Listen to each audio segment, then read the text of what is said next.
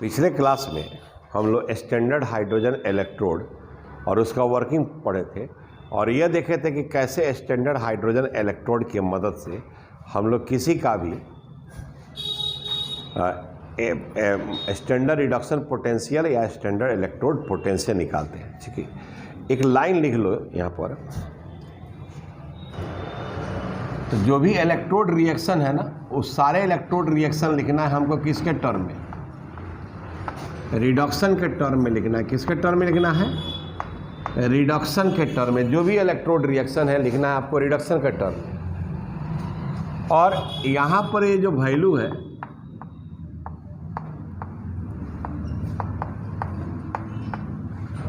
ये नॉट लिखते हैं स्टैंडर्ड कंडीशन में, तो बता चुके हैं आप लोगों को। तो इसको हम लोग कहते हैं स्टैंडर्ड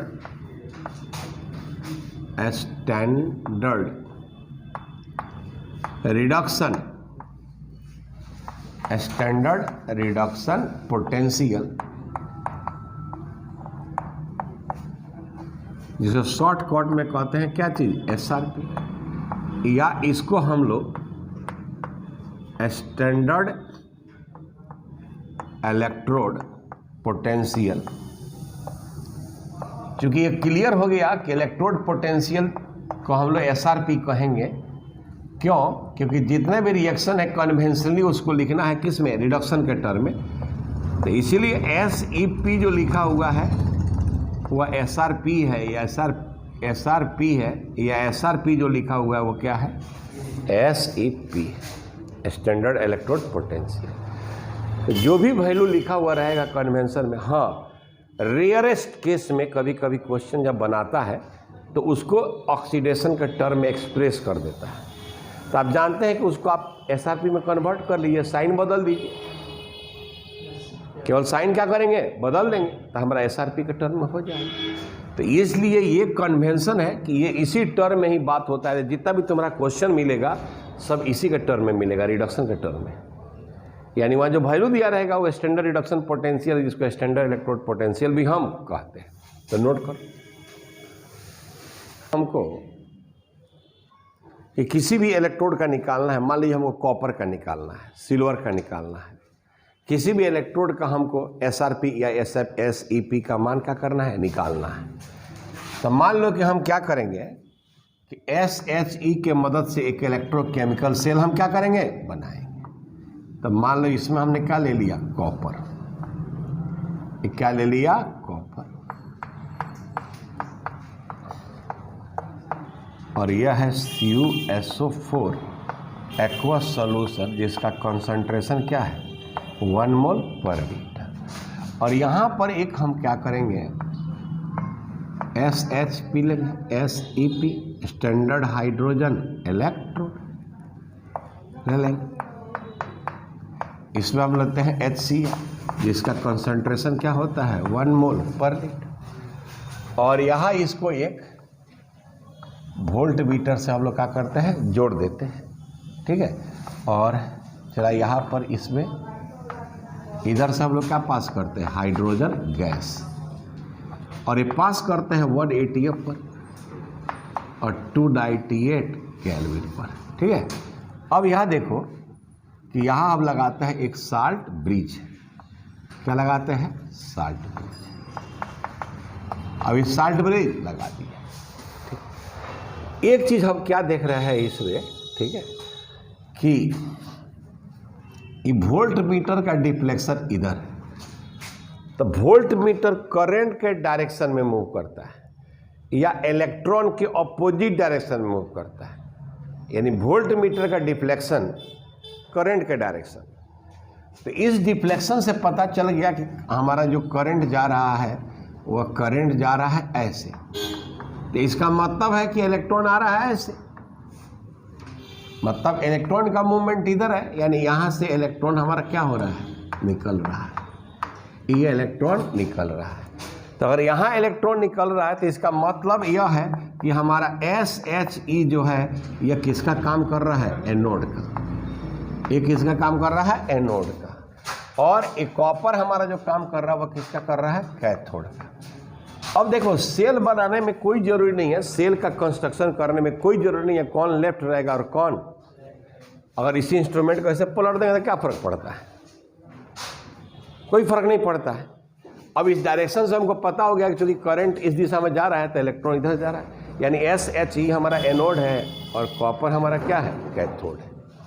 ठीक है, अब यहाँ देखो अगर इसका हमको सेल रिएक्शन लिखना हो, क्या लिखना हो, सेल रिएक्शन, तो हम लोग क्या है, यह है एनोड, तो एनोड में है या H2 गैस और यह हो जाएगा 2H प्लस एक्वस और यह हो जाएगा 2 इलेक्ट्रॉन, ऑक्सीडेशन।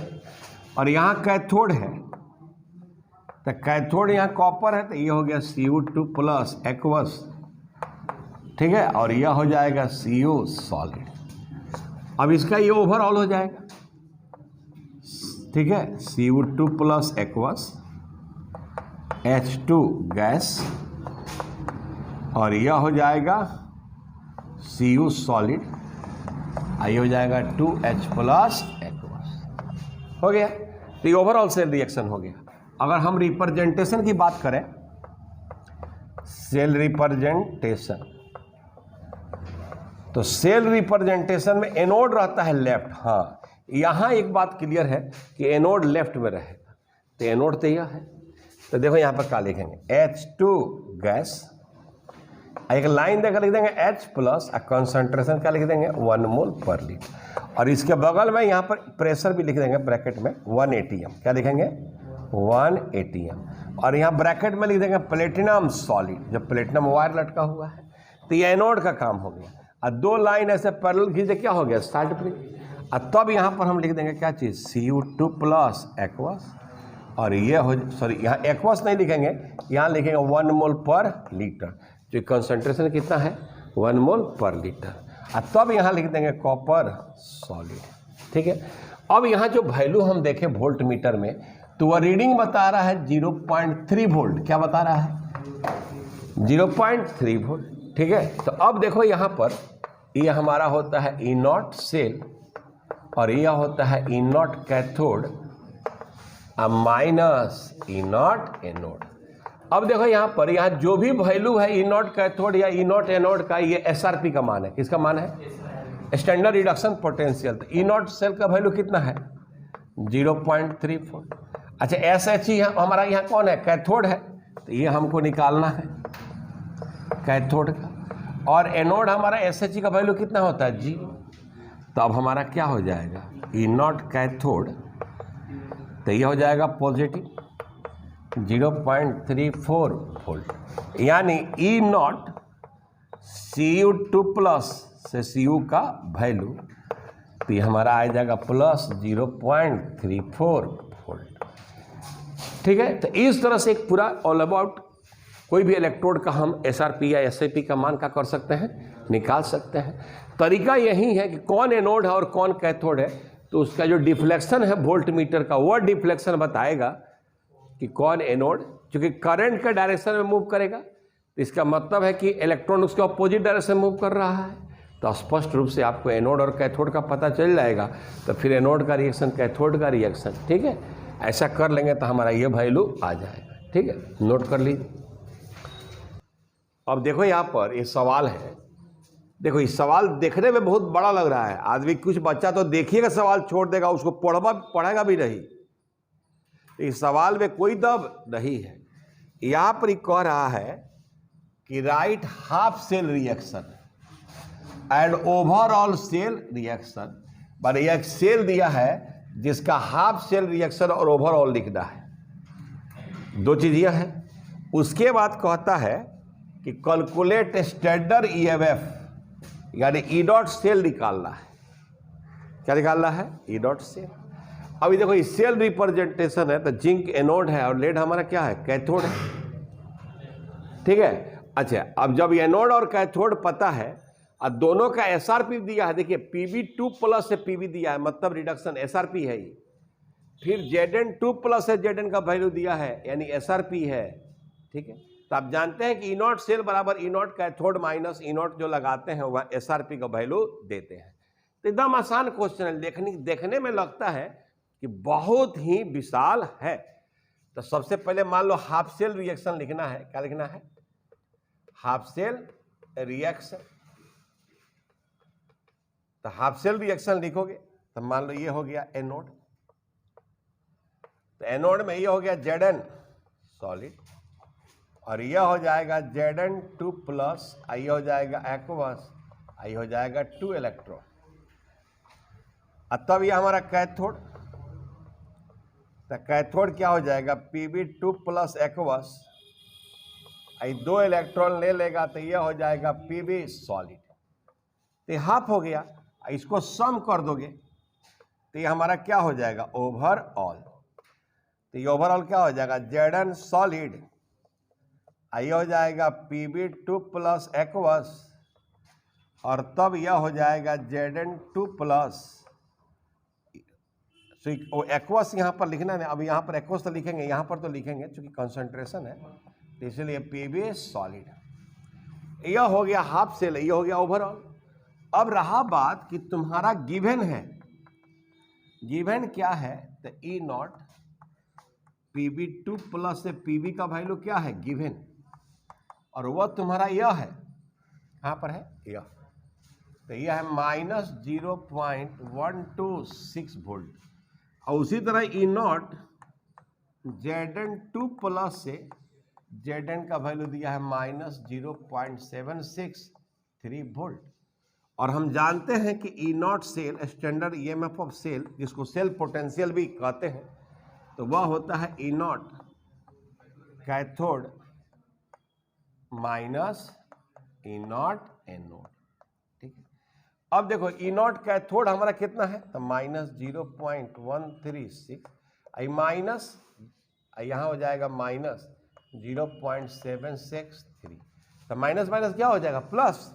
तो यह हो जाएगा 0.763 माइनस 0.136, 126 है, हाँ 126 है, यह है 126। अब देखो 12 में से 6 जाएगा, 13 में से 6 जाएगा 7, एक जगह 5 में से 2 जाएगा 3, और 7 में से 1 जाएगा 6, तो 0.63 वोल्ट। अच्छा एक बात देखो, चला एक बहुत बड़ी सा बात यहाँ पर और भी समझना है हमको कि एक तो बात पक्का है कि वहीं सेल काम करेगा। जब मान लो जो कैथोड का काम कर रहा है उसका एसआरपी का मान ज़्यादा होना चाहिए, तो अब वो इलेक्ट्रॉन लेगा, और जो एनोड का काम कर रहा है उसका एसआरपी का मान कम होना चाहिए, तब ना वह इलेक्ट्रॉन देगा। ध्यान दो, ये बहुत आगे पॉइंट हम लोग समझने वाले हैं कि जिस इलेक्ट्रोड का एसआरपी का मान ज़्यादा है तो वह इलेक्ट्रॉन लेगा, तो कैथोड का काम कर रहा है, अच्छी बात है। और जिसका एसआरपी का मान कम है वह इलेक्ट्रॉन देगा, वह एनोड के काम कर रहा है, अच्छी बात है। ठीक है। अब ये चीज़ दिया हुआ है, तो एकदम पक्का बात है कि लेड का ज़्यादा है तो इलेक्ट्रॉन ले रहा है तो कैथोड है, जिंक का कम है वो इलेक्ट्रॉन दे रहा है तो एनोड है। अगर इसका रिवर्स हम कर देते, इसको रिवर्स कर देते तो वैल्यू क्या होता है? निगेटिव में आ जाता है। यानी लेने वाले को देने का काम और देने वाले को, तो ये काम कहीं होगा, ये नेचुरल लाइफ में भी नहीं होगा कि खिलाने वाले को कहो खाने के लिए और खाने वाले को कहो खिलाने के लिए। तो जो खिलाना जानता है वो खाएगा नहीं, और जो दूसरे का झींट के खाना चाहता है वो कभी खिलाएगा नहीं। इसीलिए जब यहां वैल्यू तुम्हारा ई नॉट सेल का माइनस में आ जाए ना, तो कह देना सेल काम, क्योंकि होगा ही नहीं। यानी हम वह उम्मीद कर रहे हैं कि जो लेने वाला है उसको कह दे तुम दो, और देने वाले को कह दे ले। तो अब देखो यहां पर क्या समझे कि ये सवाल तो बहुत बड़ी है, देखने में लगता है इसका भयानक रूप है, लेकिन देखो तो औकात कुछ नहीं। इतना तो हम लोग सीखे रही है ना कि हाफ सेल रिएक्शन कैसे लिखेंगे, ओवरऑल कैसे लिखेंगे, और ये पॉइंट्स हम लोग बना ही सकते हैं। तो सवाल आपको देखने में लगता है बहुत बड़ा, लेकिन बन जाता है आसानी से। तो नोट कर लो।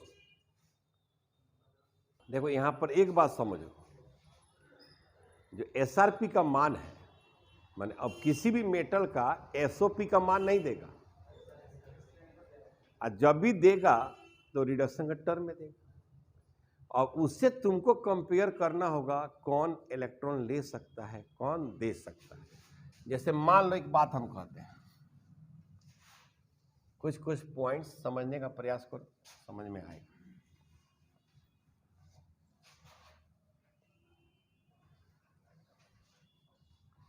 जैसे हम एक बात कहते हैं कि हम क्या करें कि एक बर्तन है, इस बर्तन में किसी मेटल का साल्ट ले लें, किसी भी मेटल का, कोई भी मेटल तुम लोग सोच सकता है। जैसे कि मान लो हम FeSO4 ले लें, सिंपली मेटल का साल्ट का एक्वस सॉल्यूशन हम क्या किए, ले लिए, ठीक है। तो इसमें आयरन आयन, फेरस आयन होगा और सल्फेट आयन होगा। अब हम इसमें सोचें कि थोड़ा सा हम इसमें क्या किए, अल्मुनियम डाल दिए, अल्मुनियम, क्या डाल दिए, अल्मुनियम। अब ये समझना है क्या अल्मुनियम इसको इलेक्ट्रॉन देगा या क्या आयरन आयन अल्मुनियम को इलेक्ट्रॉन लेगा। अगर अल्मुनियम आयन इसको इलेक्ट्रॉन दे दिया है तो प्रिसिपिटेट कर जाएगा, तब तो ये बना देगा अल्मुनियम सल्फेट। नहीं, अब ये चीज हम कैसे पता करेंगे कि आयरन जो आयन है क्या इसका इलेक्ट्रॉन लेगा या अल्मुनियम देगा। तो अगर हमको SRP पता हो, क्या पता हो, SRP, तो SRP देगा इस फॉर्म में, Fe से Fe, और ये दिया रहेगा -0.44 वोल्ट, और E0 का वैल्यू आपको रटना नहीं है, वो सवाल देगा, वो सवाल क्या करेगा, देगा, ठीक। अब यहां जो अल्मुनियम का दिया है, तो अल्मुनियम का आपका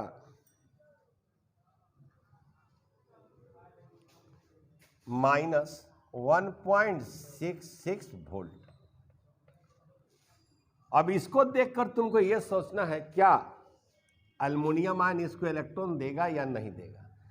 तो ये आयरन और अल्मुनियम में किसका SRP का मान ज्यादा है,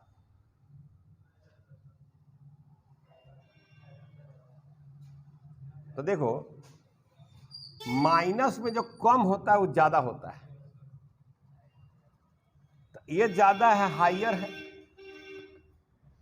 और ये हमारा लोअर है। इसका मतलब यह है कि आयरन को इलेक्ट्रॉन, आयरन आयन इलेक्ट्रॉन लेगा, माने रिड्यूस हो जाएगा, और अल्मुनियम आयरन आयन को इलेक्ट्रॉन देगा। क्योंकि इसका कम है तो इसको देने की टेंडेंसी है, और इसको क्या है, लेने की टेंडेंसी।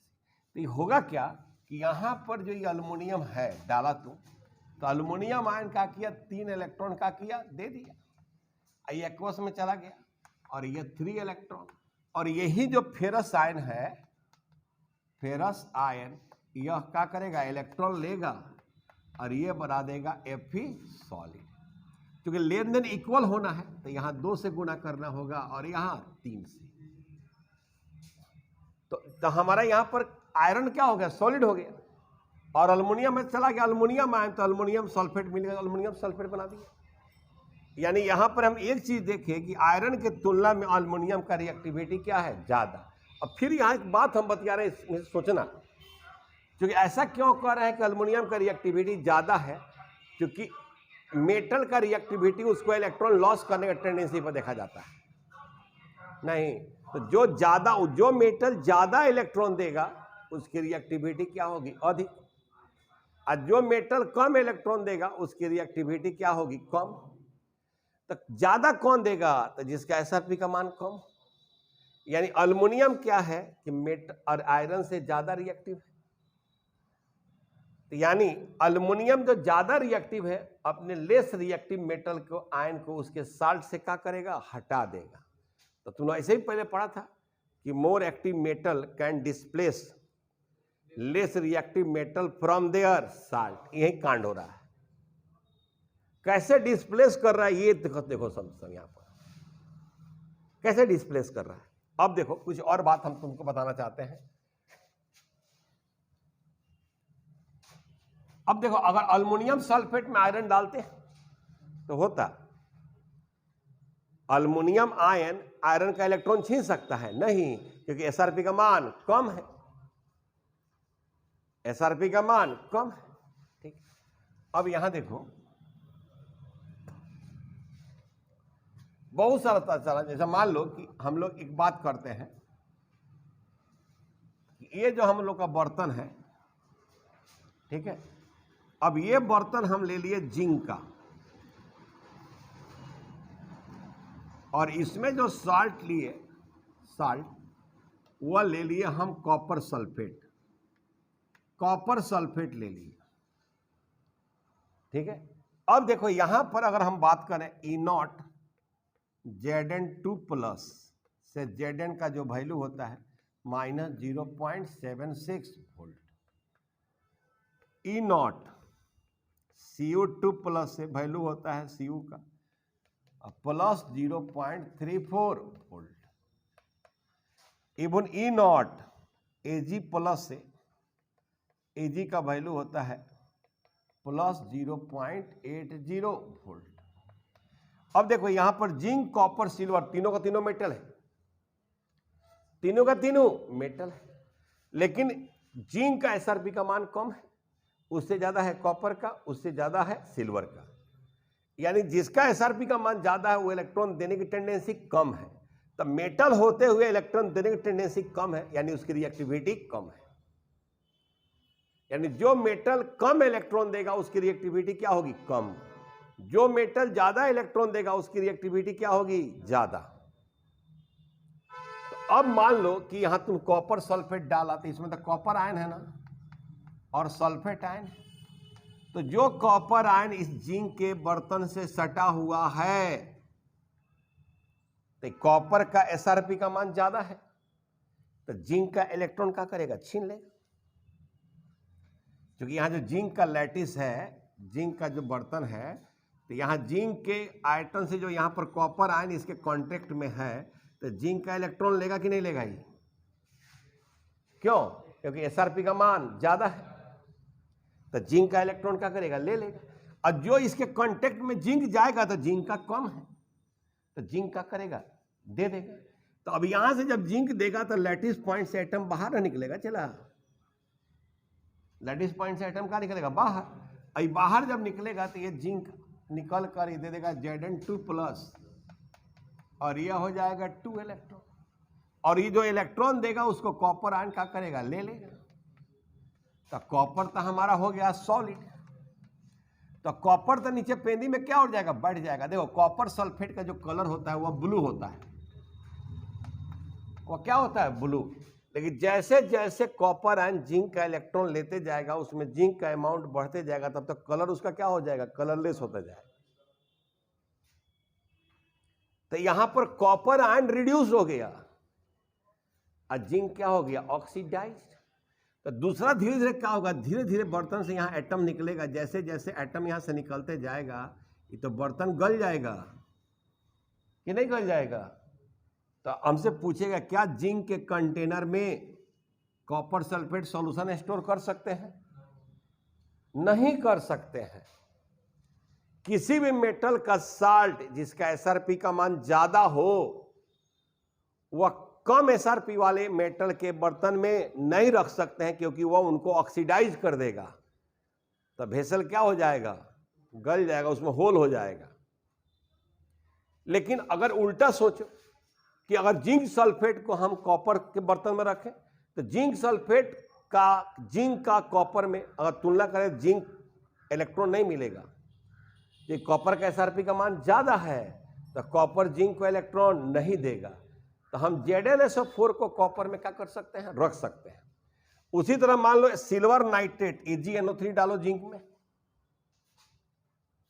तो सिल्वर का ज्यादा है, जिंक को ऑक्सीडाइज कर देगा। सिल्वर का कॉपर से भी ज्यादा है, तो कॉपर के बर्तन में रखोगे तो कॉपर का जो बर्तन है कंटेनर डिजोल्व हो जाएगा। तो अब सिल्वर नाइट्रेट विलयन को भी कॉपर सल्फेट, कॉपर के कंटेनर में या वेसल में आप नहीं रख सकते। ठीक। अगर मान लो मेटल की बात चली, अगर नॉन मेटल इलेक्ट्रॉन लेता है, तो नॉन मेटल में किसकी रिएक्टिविटी ज्यादा होगी? तो नॉन मेटल का रिएक्टिविटी कैसे देखते हैं? बोलो, इलेक्ट्रॉन लेने का।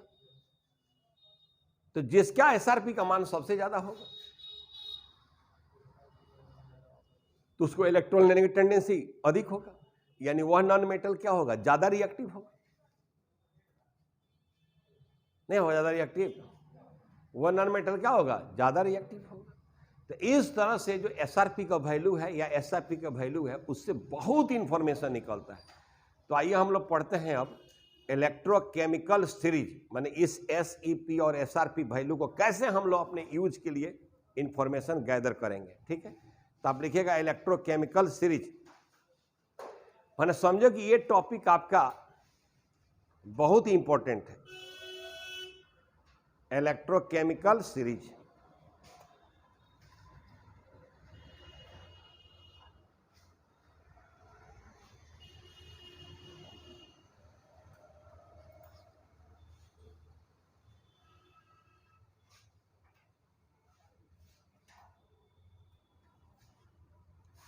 अब देखो इलेक्ट्रोकेमिकल सीरीज क्या है, जो इलेक्ट्रोड का जो इलेक्ट्रोड रिएक्शन है उसको लिखते हैं रिडक्शन के टर्म में। तो ऑब्वियसली उसका जो एसआरपी का मान होगा, एसएपी का मान होगा, उसी के आधार पर उसको अरेंज करते हैं। ठीक है, आईपेक कन्वेंशन ही फिक्स कर दिया है कि जो भी हमारा रिएक्शन होगा किसके टर्म में होगा, रिडक्शन के टर्म में। ठीक है, तो कहता है when electrode reaction arranged as increasing और डिक्रीजिंग। तो एनसीईआरटी में देखोगे तो डिक्रीजिंग ऑर्डर में लिखा है, बहुत सारा बुक में इंक्रीजिंग ऑर्डर में लिखा है। ठीक है, तो लिखोगे when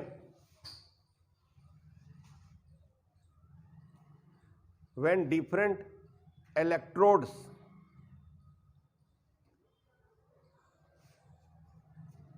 and their reaction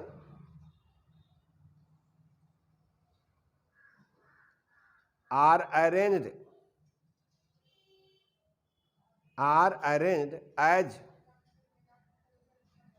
as decreasing or increasing,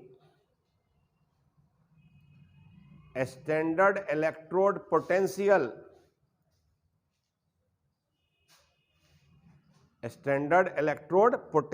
और इसी को क्या कहते हैं हम लोग, standard reduction potential value the obtained series is known as electrochemical series.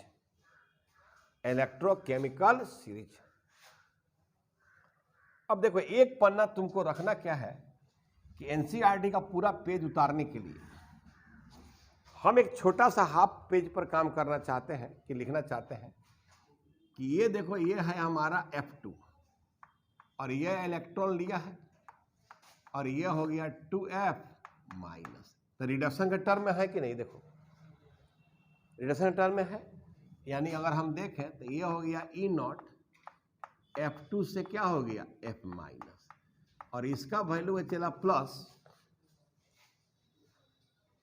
2.87 volt.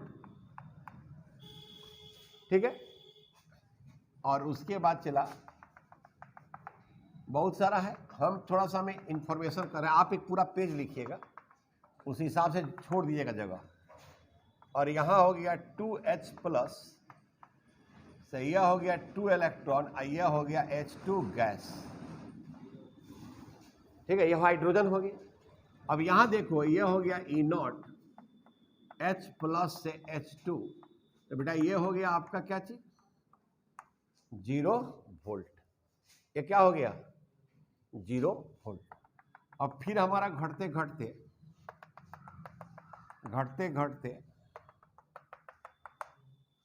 ये हमारा हो गया लिथियम प्लस एक्वस, और ये हमारा इलेक्ट्रॉन ले लिया और ये हो गया लिथियम सॉलिड। अब यहां जो E0 का वैल्यू है लिथियम 2 प्लस एक्वस, और यह हो गया लिथियम, इसका वैल्यू है माइनस में 3.05 वोल्ट। ठीक है, 3.05 वोल्ट। तो ये देखो ये जो वैल्यू है सबसे मिनिमम है, ये वैल्यू क्या है मिनिमम, माने लिथियम का जो एसआरपी का मान है वो मिनिमम है, और F2 का वैल्यू क्या है मैक्सिमम। यह है मैक्सिमम।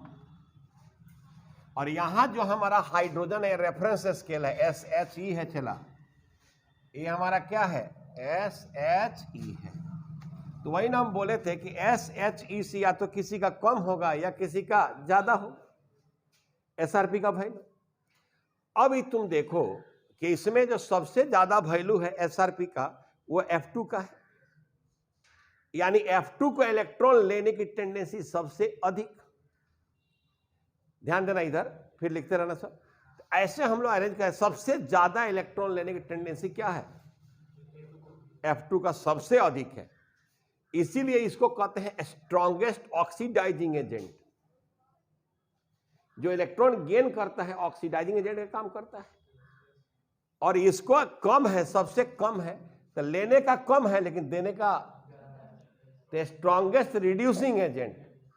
ठीक है, अब इसमें क्या होता है कि जब तुम ऊपर से नीचे आएगा तो जो यहां पर बात करें अगर हम लोग ऑक्सीडाइजिंग नेचर, मतलब इसको हम लोग पूरा लिखना चाहेंगे ऑक्सीडाइजिंग नेचर। तो ऑक्सीडाइजिंग नेचर जो होगा वो क्या होगा, डिक्रीज करेगा। ऑक्सीडाइजिंग नेचर डिक्रीज करेगा। और अगर हम बात करें रिड्यूसिंग नेचर, तो ये हमारा बाबू इंक्रीज करेगा। देखो यहां थोड़ा सा कभी कभी कंफ्यूजन किसी बच्चा का होता है कि अगर उसका ऑक्सीडेशन रिडक्शन पे कमांड बहुत बढ़िया ढंग से नहीं है तो उसको दिक्कत होगा। तो एक बार जो इलेक्ट्रॉन देता है उसका ऑक्सीडेशन होता है और वो दूसरे को रिड्यूस करता है तो रिड्यूसिंग एजेंट है, और जो इलेक्ट्रॉन लेता है उसका रिडक्शन होता है और दूसरे को ऑक्सीडाइज करता है, इसलिए ऑक्सीडाइजिंग एजेंट है। तो हम जानते हैं कि SRP का मान जिसके सबसे ज्यादा है वह इलेक्ट्रॉन लेगा, यानी वह स्ट्रॉन्गेस्ट ऑक्सीडाइजिंग एजेंट है। तो सबसे स्ट्रॉन्गेस्ट ऑक्सीडाइजिंग एजेंट कौन है F2। और जिसका कम है तो लेने का टेंडेंसी कम है तो देने का टेंडेंसी ज्यादा है। किसी भी एक इलेक्ट्रोड का एक टेंडेंसी ज्यादा होगा, या तो लेने का या देने का। चूंकि इसका SRP का वैल्यू कम है तो इसको लेने का कम है देने का, तो जो इलेक्ट्रॉन देता है वो रिड्यूसिंग एजेंट है। तो इसीलिए रिड्यूसिंग नेचर जब आएंगे तो क्या होगा, बढ़ेगा।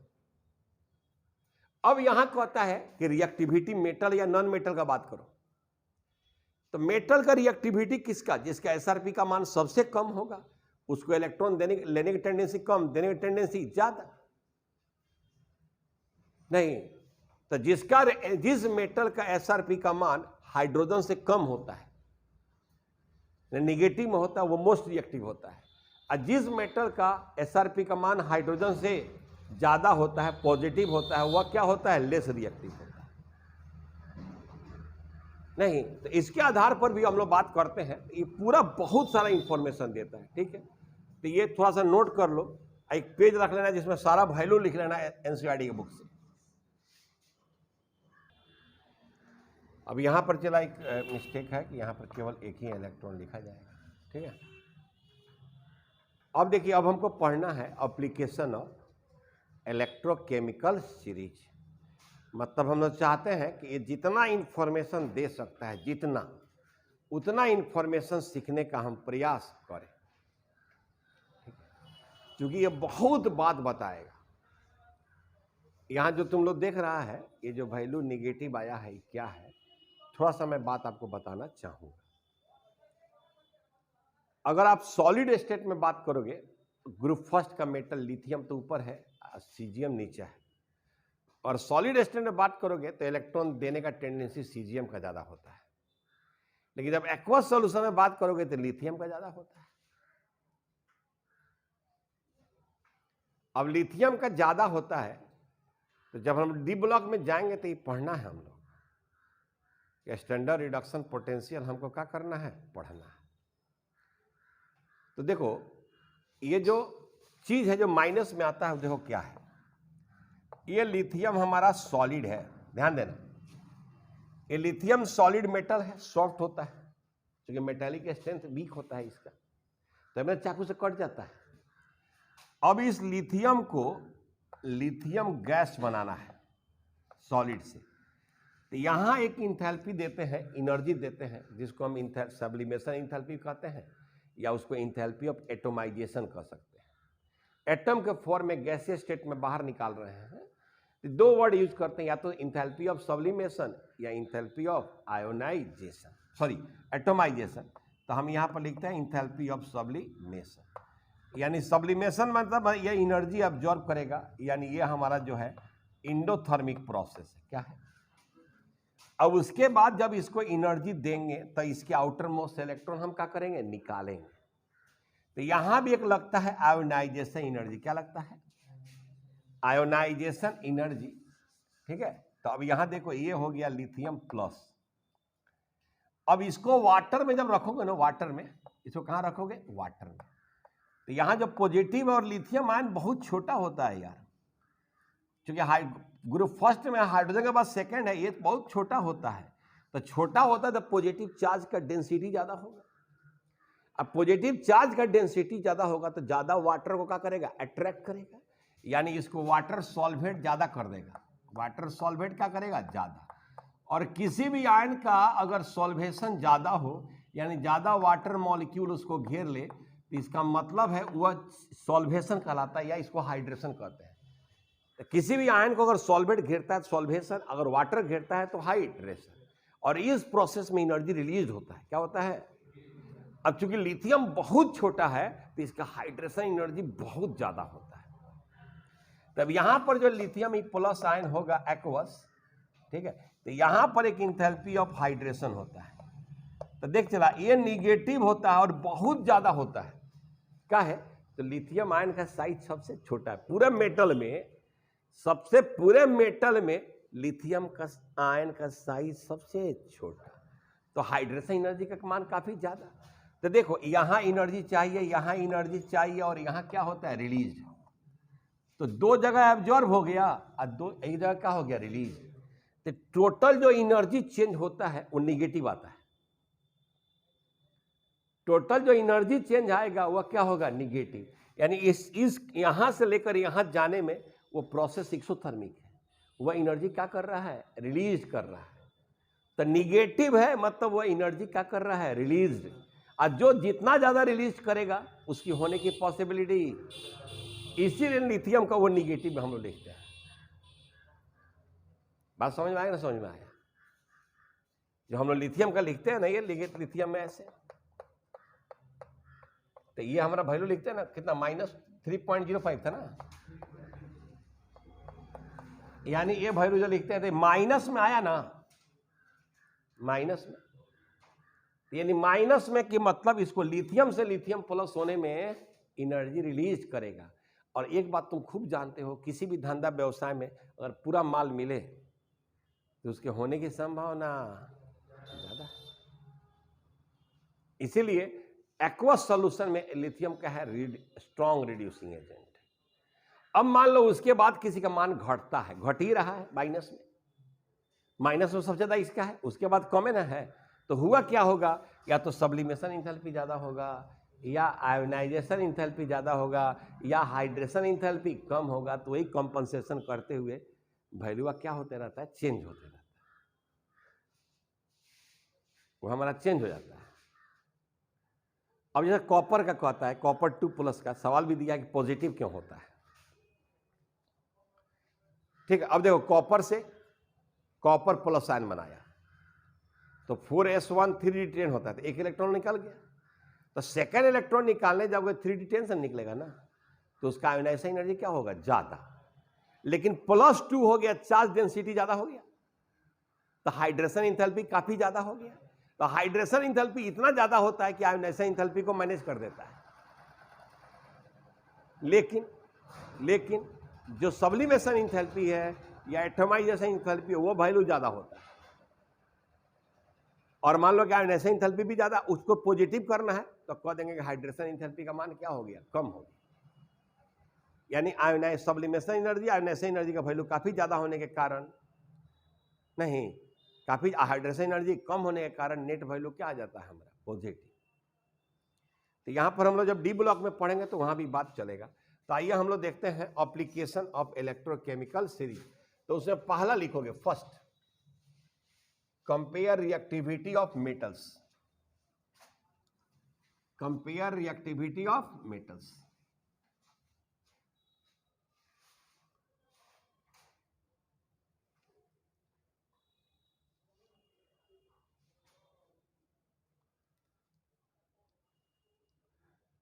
अब सोचो विद्यार्थी कि रिएक्टिविटी ऑफ मेटल्स की बात है और ये चीज हम लोग रट नहीं सकते हैं। लोग कहता है ना कि हम लोग को रटना है, रटना नहीं है। तो मेटल्स क्या क्या टेंडेंसी होता है, अब ये देखो, ये हमारा है मेटल्स, ठीक है। तो मेटल्स का जो टेंडेंसी होता है, टेंडेंसी टू लॉस इलेक्ट्रॉन। देखो ये सबसे बड़ी बात है कि कैसे आदमी याद रखता है, कैसे सोचता है साइंस में। तो मेटल का टेंडेंसी है इलेक्ट्रॉन लॉस करना। तो मान लो कि अगर कोई मेटल है और उसको इलेक्ट्रॉन लॉस करने का टेंडेंसी ज्यादा है, या कोई मेटल है इलेक्ट्रॉन लॉस करने का टेंडेंसी कम है, तो अगर कोई टेंडेंसी के विरुद्ध काम कर रहा है, यानी वो करना नहीं चाहता है, या टेंडेंसी से और ज्यादा कर रहा है, यानी करने की इच्छा बहुत ज्यादा है। माने कोई विद्यार्थी है, पढ़ना काम है, खूब पढ़ रहा है, यानी पढ़ने की इच्छा काफी है, और जो नहीं पढ़ रहा है यानी पढ़ने की इच्छा, यानी उसके नेचर के विरुद्ध काम हो रहा है, तो कम होगा। तो अब हम लोग कहते हैं कि रिएक्टिविटी ऑफ मेटल्स की जब बात करते हैं तो हम लोग किस आधार पर बात करेंगे, मतलब ये जो मेटल्स है, तो ये हम लोग कह सकते हैं कि दो तरह से, more reactive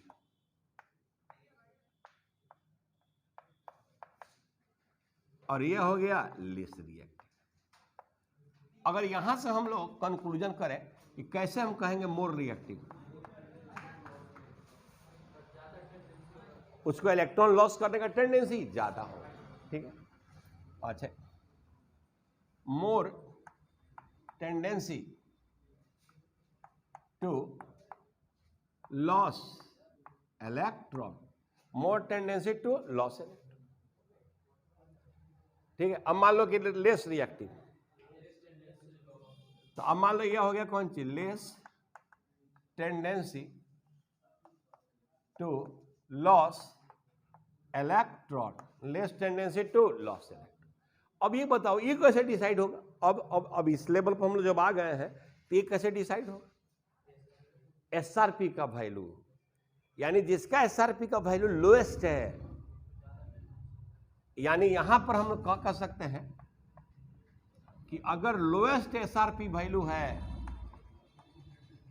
lowest SRP value है, तब बोलो क्या होगा, more tendency to loss electron, more reactive.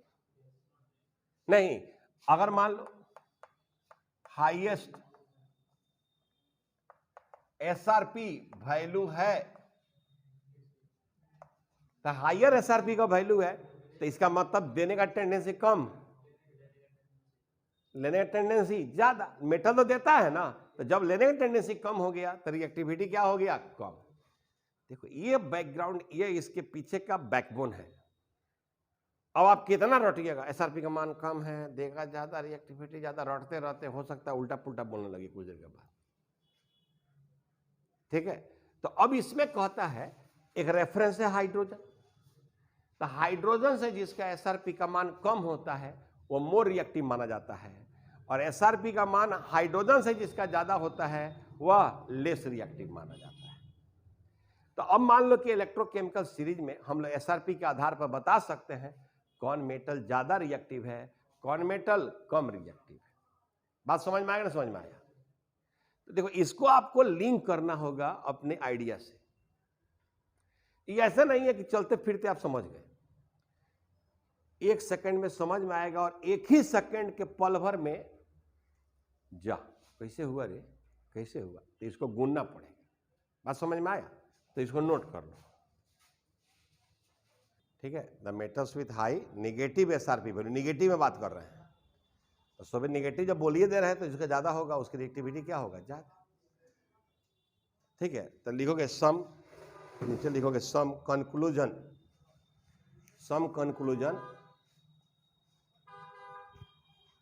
on the basis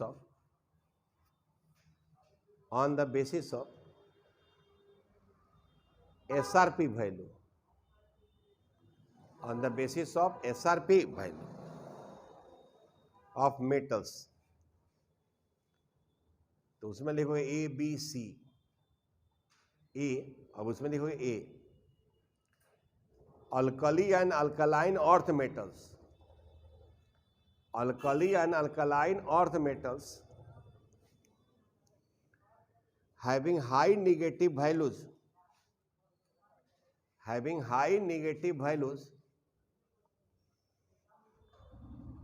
of SRP are chemically active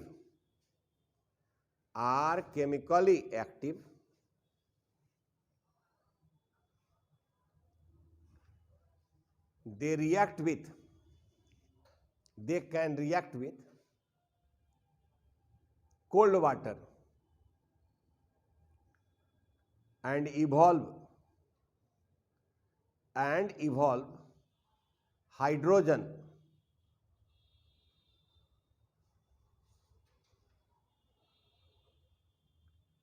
ठीक है। they readily dissolve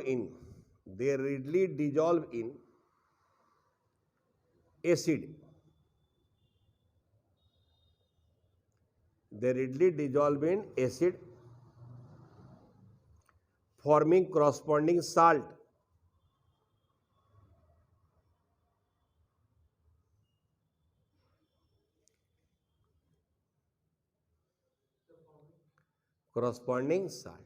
अब देखो कहता है कि जल्दी डिजॉल्व हो जाता है एसिड में, इसका मतलब क्या है कि एसिड में जब डालोगे तो H+ है, एसिड के पास क्या है, और इनका SRP का मान निगेटिव में ज़्यादा है, और वहाँ H+ जो हाइड्रोजन है उसको इलेक्ट्रॉन है 0 वोल्ट है।